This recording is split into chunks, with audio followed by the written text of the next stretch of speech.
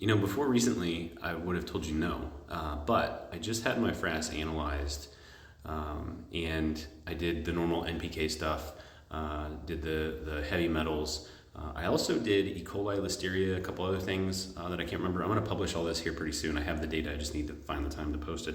But it was all below any threshold of concern. And then I had a nutrient content done as well because I was real curious. It was 18% protein.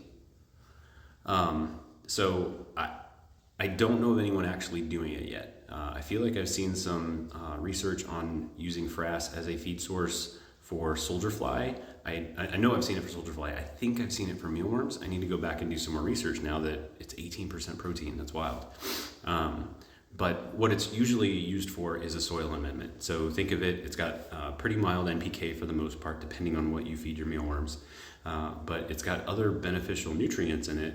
And it's also, like what we've seen here, when we've put frass out, what we'll see is the microbiology, the fungi, the mycelia start running through that frass. It feels like a catalyst for that to help that stuff move along and start building the soil back up.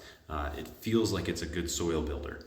So that's what we've been playing with here. That's how I use it personally. So I take it to my garden, put it on my plants, put it in my garden. I put in a dose of it to overwinter, but it's just a good soil amendment. I'm very confident that it's going to be good for things like lawn care because it's a mild NPK. It's not going to burn things. It's going to get good nutrients out there, and it's not detrimental.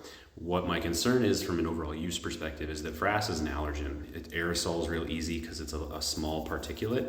And so like I wouldn't advocate that a lawn care service start using it because it's going to just throw dust everywhere.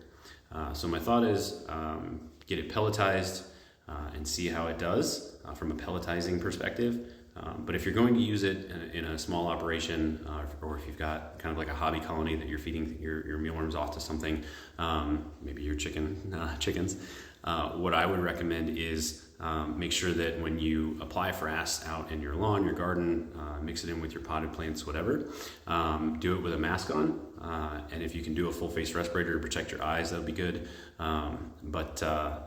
Make sure that it's blowing away from you. Do it on a non-windy day. Take your neighbors into account, things like that. But it's a pretty good item to utilize, and we just need to start playing with it and tinkering.